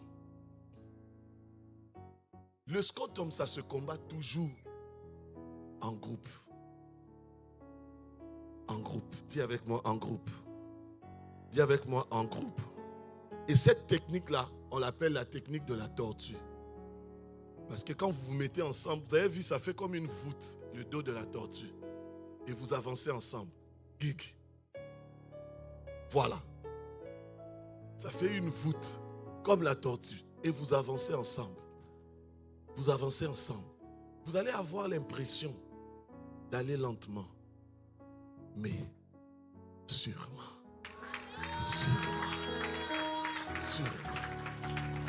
Sûrement. Laisse ceux qui semblent arriver avant toi. Nous sommes passés par là. Je vous ai parlé des amis qui voulaient m'initier. J'ai des amis qui sont ministres. Notre ministre de la communication, c'est un de mes petits. C'est un de mes petits. Il était 3 ans, je crois, après moi à l'école. Donc, je parle avec lui par texto. Ministre de la communication. Le conseiller principal du président, c'est un ami. On était avec lui aux études. Et il m'avait dit un jour, Malou, le chemin que tu empruntes, c'est un chemin détourné. Viens, toi, si tu viens avec moi, tu vas monter vite. Laisse-les aller. Nous, c'est le Scotland. C'est le Scotland. C'est le Scotland. Parce que le bonheur que j'ai aujourd'hui, lui, il ne l'a pas. Casque du salut. On va aller vite sur ce point. Tiens ta tête. Dis avec moi, je porte le casque du salut. Je porte le casque du salut. 1 Thessaloniciens 5. Car ceux qui dorment, dorment la nuit. Et ceux qui s'enivrent la nuit. Mais nous qui sommes du jour, soyons sobres, ayant revêtu la cuirasse de la foi et la charité, et ayant pour casque l'espérance du salut. Car Dieu ne nous a pas destinés à la colère, mais à l'acquisition du salut par notre Seigneur Jésus-Christ. Vous savez, la cuirasse de la justice te rend conscient de ce que tu es justifié, tu es juste et qu'aucun péché ne parle encore contre toi. Dis Amen. Mais le casque du salut te donne la pleine espérance sur les promesses de Dieu. Et ces promesses-là, il y a des promesses terrestres, mais il y a aussi des promesses célestes. C'est-à-dire que moi, en tant qu'enfant de Dieu, je marche la tête au ciel et les pieds sur la terre. Tel que je suis là, je dois en permanence avoir la conscience que si je meurs aujourd'hui, je suis au ciel. Si je meurs aujourd'hui, je suis au ciel. Et le diable combat cette conscience-là. Il combat ça. Et nous, les chrétiens, nous sommes les seuls à avoir la garantie que si nous mourons, nous allons au paradis. Toutes les autres religions, là, ils n'ont pas ça. Ils n'ont pas ça. Dis Amen avec moi. Et 1 Corinthiens 13 maintenant te dit que maintenant donc ces 3 choses demeurent, la foi, l'espérance et la charité. Mais la plus grande chose est la charité. Mais si tu regardes le texte d'avant qu'on a lu, 1 Thessaloniciens 5, mais nous qui sommes du jour, soyons sobres, ayant revêtu la cuirasse, la foi, la charité, et ayant pour casque l'espérance du salut. Si tu mets les 2 versets ensemble, tu te rends compte que les 3 choses sont toujours citées pour quelqu'un qui est en train de combattre, d'avancer et d'aller vers le Seigneur, vers la conquête, la foi, l'amour et l'espérance. Et on te dit que le plus grand, oui, le plus grand, c'est quoi? Le plus grand, c'est l'amour.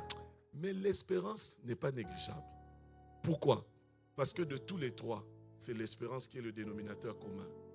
Tu peux avoir le plus grand amour, tu peux faire du bien aux gens, tu peux servir, mais si tu ne vis pas avec l'espérance, tout ça, ça peut ne pas compter. Regardez, l'espérance est le dénominateur commun. Pourquoi? Parce que il y a 3. L'espérance, après il y a la foi.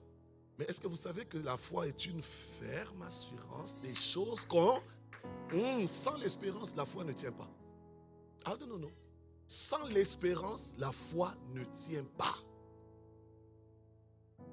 Et quand tu vas toucher l'amour, vous savez qu'un Corinthiens 13 te dit que l'amour espère tout. Sans l'espérance, il n'y a pas l'amour. Donc, le plus grand, c'est l'amour, mais l'espérance porte les 3. L'espérance porte les 3. Ça veut dire qu'en tant qu'enfant de Dieu, ton casque du salut, c'est la conscience de 1, je suis sauvé. 2, j'ai l'espérance de la vie éternelle. Et ça doit être gravé en toi. Parce que l'ennemi va toujours te faire douter de cela. Mets la main sur la tête et demande la grâce à Dieu. Dis à Dieu, Seigneur, je t'en supplie, Accorde-moi la grâce d'être toujours conscient. Élève la voix, élève la voix, élève la voix. Accorde-moi la grâce d'être toujours conscient de l'espérance qui s'attache à ma foi. Je veux te voir, Père. Je veux te voir. Tu as dit que tu es allé, Jean 14, tu es allé nous préparer une place. Père, je vois une place qui m'est réservée au ciel. Je vois une maison qui est bâtie en ma faveur. Je vois une maison qui est préparée pour m'accueillir au ciel.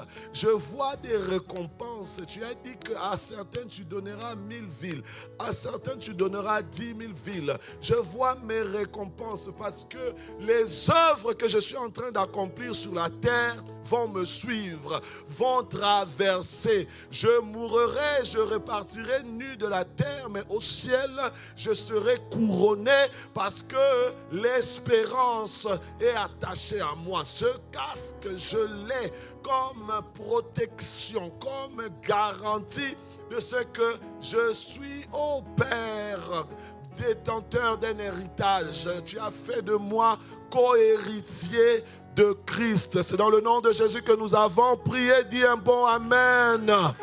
Et nous allons finir. Tout ce que nous avons vu jusque-là, c'était des armes défensives. La seule arme offensive, c'est l'épée de l'esprit. L'épée de l'esprit. Dis Amen avec moi. Et l'épée de l'esprit, c'est ta seule arme à longue portée. Parce que l'épée de l'esprit, prenez aussi le cadre, prenez l'épée de l'esprit qui est la parole de Dieu. Comme c'est dit, il faut que tu saches manier la parole de Dieu. Il faut que tu saches manier la parole de Dieu. Je n'ai pas le temps de vous expliquer les 3 niveaux de tentation de Jésus. Vous allez voir que le diable, même quand il a tenté Jésus, il a tenté dans son corps avec la faim, il a tenté dans son âme et il a tenté dans l'esprit par l'adoration. Donc dans son âme, il l'a tenté par la notion de l'orgueil. Est-ce que vous me comprenez?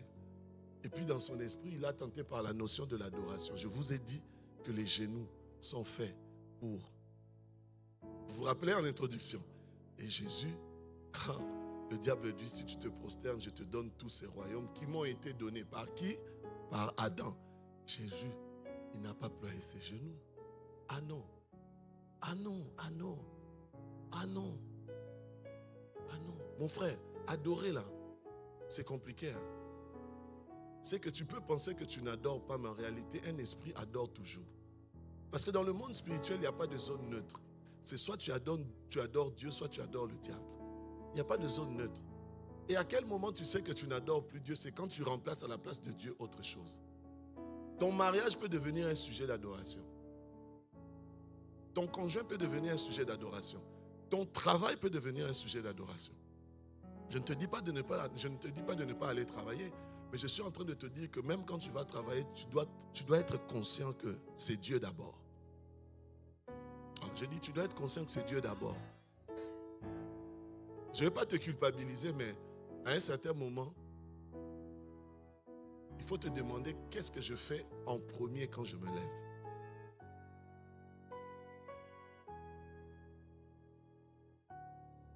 Qu'est-ce que je fais en premier quand je me lève?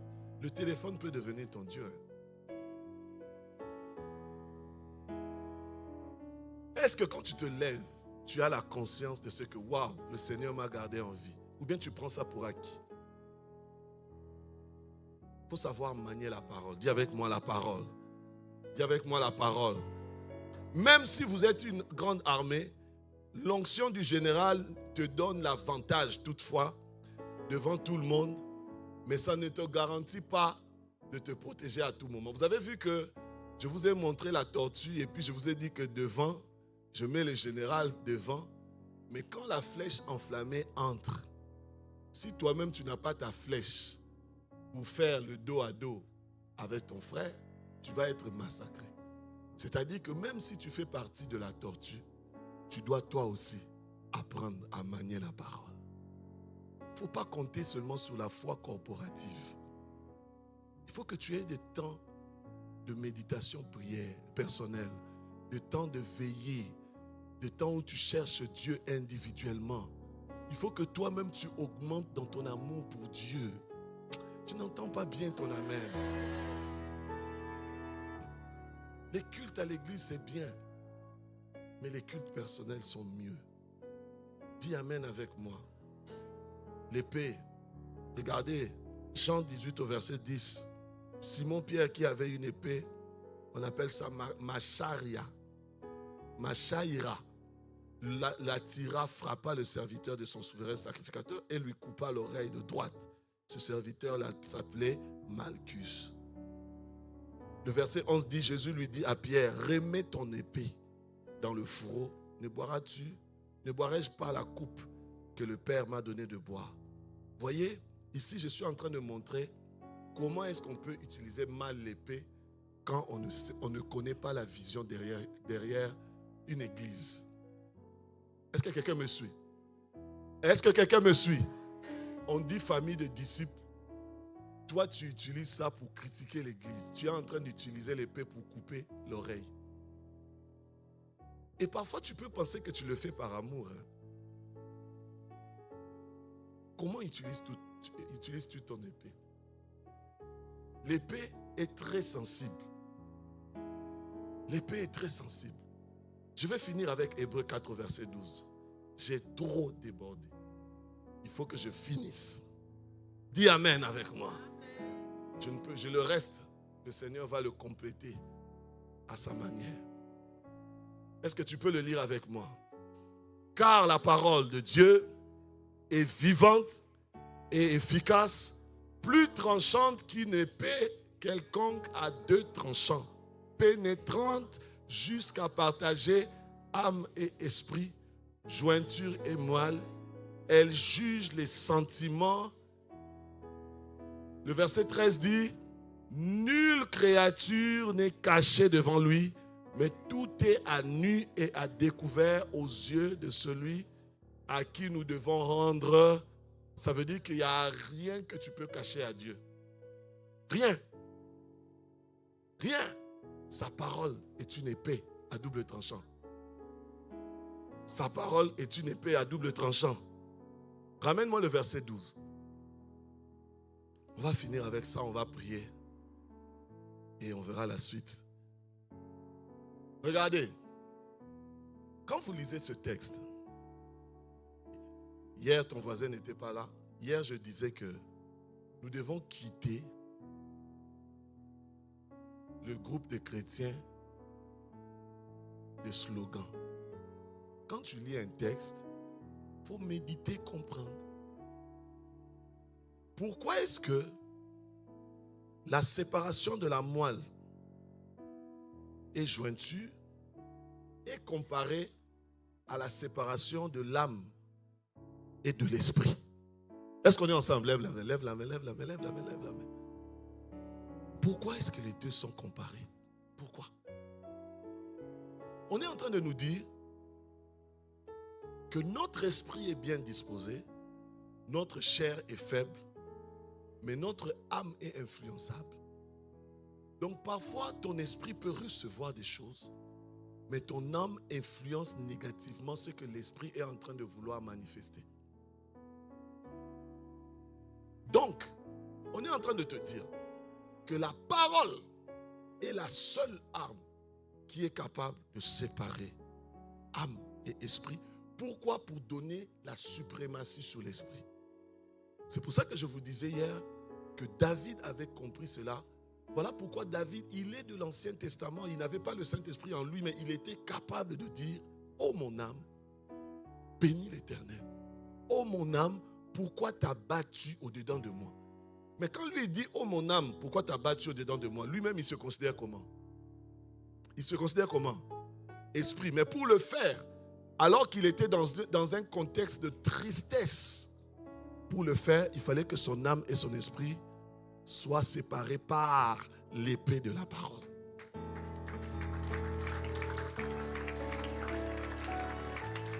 Donc, l'épée de la parole, ce n'est pas d'abord l'épée. Ce n'est pas d'abord pour combattre l'ennemi. La parole est d'abord pour toi-même t'emmener à monter en esprit. Parce que la parole en toi, ça vient d'abord séparer âme et esprit. toi-même tu montes en esprit. Tu deviens tellement conscient de ta dimension spirituelle que tu es capable de commencer par toi-même, de parler à ton âme. Et même quand ton corps est malade, tu es capable de parler à ton corps. Là, c'est la conscience d'un homme spirituel qui marche fier à lui.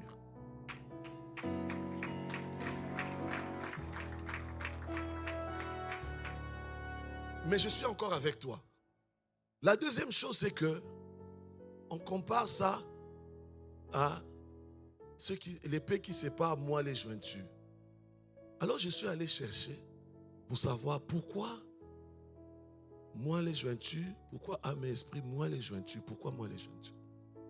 Je suis allé chercher, j'ai découvert que dans le rituel juif hébraïque, quand on allait offrir un sacrifice en holocauste, on séparait l'animal en deux, mais il y avait un rituel qui exigeait au sacrificateur d'aller séparer, parce que c'est très délicat, au niveau de la colonne, d'aller séparer jusqu'à moelle et jointure.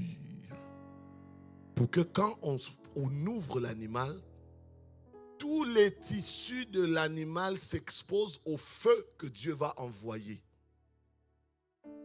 En fait, ce que ça veut dire, c'est que quand tu viens t'offrir en sacrifice, tu dois venir avec une disposition de cœur qui t'emmène à une transparence profonde.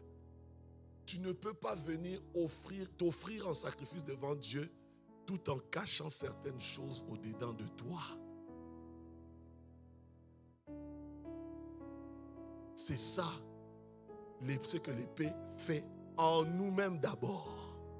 Ce n'est qu'après que l'épée devient maintenant une arme offensive contre l'ennemi par le moyen de « il est écrit ». Amen. Et le problème des chrétiens, c'est que quand ils pensent à l'épée, ils coupent l'oreille comme Pierre. Ils sont en train de couper l'oreille des gens. Au point même que Élisée a fait tuer 40 enfants juste parce qu'ils se sont moqués de lui, il était chauve. Vous n'avez jamais lu ça, hein? Oui ou non? Tu vois que la parole peut devenir dangereuse, cette épée-là, si tu ne sais pas la manier. Il faut d'abord que ça commence par séparer en nous-mêmes âme et esprit. Il faut que ça nous emmène à une transparence. C'est-à-dire la parole devient un miroir, comme le dit Jacques. Un miroir pour nous. Avant maintenant que ça nous serve pour aller opérer avec le « il est écrit ». Avant que ça ne nous serve comme une bombe contre l'ennemi. Amen.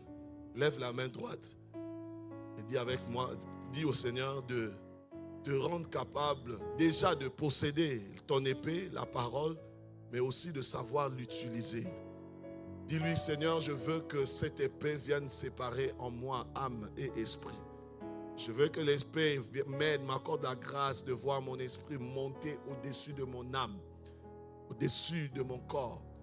Alors je vais le déclarer sur ta vie. Je vais le déclarer sur ta vie. Je déclare que tout ce qui te retenait vers le bas est rompu par l'épée de l'esprit. Je déclare que l'épée de l'esprit fait monter ton esprit au-dessus de ton âme dans le nom de Jésus. Je déclare que l'épée de l'esprit te donne l'autorité pour parler à ton corps dans le nom de Jésus. Ainsi, là où tu es malade, tu parles à ton corps et tu lui donnes des ordres de la part du Seigneur, lui disant que par ses meurtrissures, nous avons été guéris. Ainsi, nous déclarons la guérison sur nos corps dans le nom de Jésus. Tu déclares sur ta vie que tu vis la transformation, la libération, la délivrance au moyen de la puissance de la parole dans le nom de Jésus. Tu élèves le bouclier, tu déclares que tu vas te mettre en tortue, en voûte avec l'Église par la communion fraternelle dans le nom de Jésus. Tu déclares que le casque est sur ta tête et tu ne douteras plus jamais de ton salut et de l'espérance qui accompagne le salut dans le nom nom de Jésus. Je déclare que tu entres dans une saison nouvelle où ta vie est transformée, rayonnante dans le nom de Jésus. Les limites d'hier sont tombées dans le nom de Jésus. Les Goliaths d'hier sont tombés dans le nom de Jésus. Les montagnes d'hier sont jetées dans la mer dans le nom de Jésus. Tu vis l'abondance en cette saison à cause de ton obéissance dans le nom de Jésus. Jésus va être glorifié par ta vie dans le nom de Jésus. Père, fais parler ton sang sur la vie de tes enfants. Que ton sang parle en faveur de chacun de tes enfants en ce lieu. Donne à ceux qui étaient instables la stabilité dans le nom de Jésus. Donne à ceux qui avaient les mains trouées de la provision surnaturelle, de la productivité dans le nom de Jésus. Donne à ceux qui avaient des problèmes d'âme, de restauration d'âme, la grâce de voir leur cœur restauré, libéré, transformé dans le nom de Jésus. Que ton huile soit déversée sur chacun de tes enfants en ce lieu dans le nom de Jésus. Relâche sur eux un manteau nouveau. Ils avaient un manteau de honte. Tu l'enlèves pour leur donner un manteau de gloire dans le nom de Jésus. Que le nom de Jésus soit glorifié dans vos vies et que la grâce divine vous accompagne tous les jours de votre vie. Nous allons revêtir de ces armes, de toutes les armes, et nous allons posséder les nations et les territoires que Dieu nous a donnés en héritage. Je dis que tu vas posséder ce travail dans le nom de Jésus. Tu vas posséder ces enfants dans le nom de Jésus. Tu vas posséder ce mariage dans le nom de Jésus. Tu vas vivre une vie de sainteté, une vie distinguée dans le nom de Jésus. Les écluses des cieux s'ouvrent et des torrents d'eau vive descendent sur toi dans le nom de Jésus. C'est au nom de Jésus que nous avons déclaré toutes ces choses et nous disons Amen, Amen, Amen. Waouh, waouh, waouh, waouh, waouh. Est-ce que tu peux acclamer Jésus pour ta propre vie? Je vous assure que c'était un exercice difficile. Mais Dieu m'a fait grâce. Et avant de partir, je réitère qu'il y a encore des livres qui sont disponibles. C'est des livres magnifiques qui ont aidé beaucoup de personnes.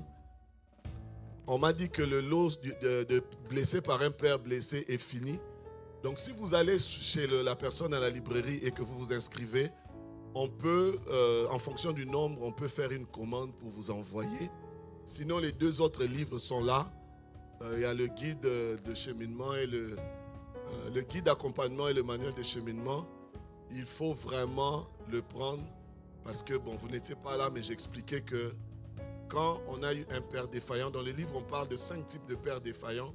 Et en fonction du type de père défaillant que tu as eu, ton comportement va être moulé, façonné d'une certaine manière. Et souvent, il y a des victoires qu'on n'a pas parce qu'on n'a pas travaillé notre âme par rapport à ça. Et donc, si tu as eu un père autoritaire, absent, passif, accusateur, quoi encore? Autoritaire, absent, passif, accusateur et abusif, n'hésite pas. Et si tu as un mari comme ça aussi, n'hésite pas d'acheter parce que ton mari est d'abord ton père avant d'être ton mari. J'ai expliqué ça hier. Et tes enfants aussi en ont besoin parce que c'est sûr qu'ils ont un père de ce type-là. Donc, tu peux l'acheter pour toi, pour tes amis. Pour celui-ci, blessé par un père blessé, on m'a informé que c'est fini. Mais vous pouvez vous inscrire, faire une précommande et puis moi je vais vous l'envoyer. Je m'y engage. Les 2 autres livres ne sont encore sortis nulle part. Ça vient de sortir à Québec. Est-ce que tu peux acclamer le Seigneur? Même Montréal ne l'a pas encore. Hier, ils m'ont appelé, ils ont fait la commande. J'ai dit, vous attendez d'abord. Que Dieu vous bénisse abondamment. Amen. Ceux qui peuvent rester, ils peuvent. On va prier. On va prendre le temps de prier pour les gens.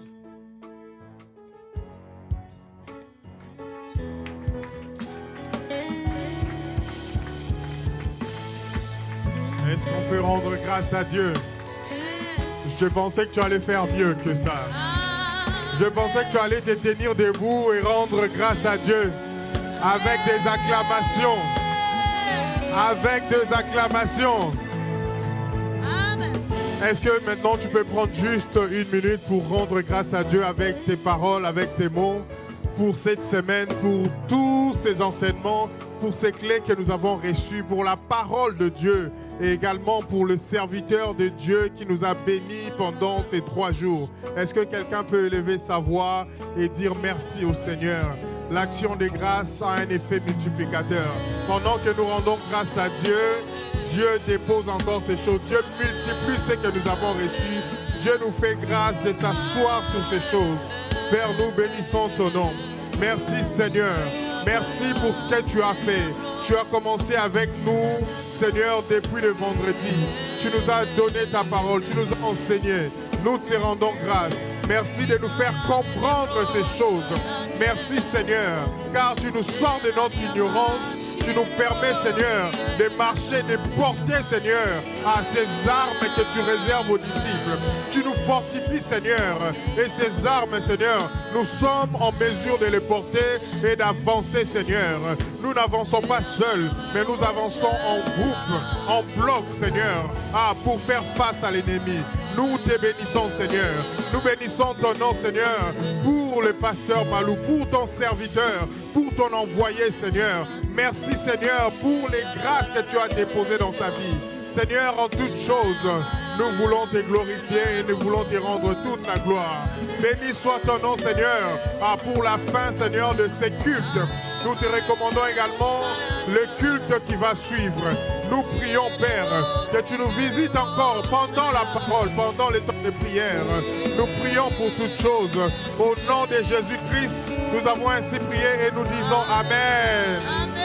Amen. Amen. Gloire au Seigneur.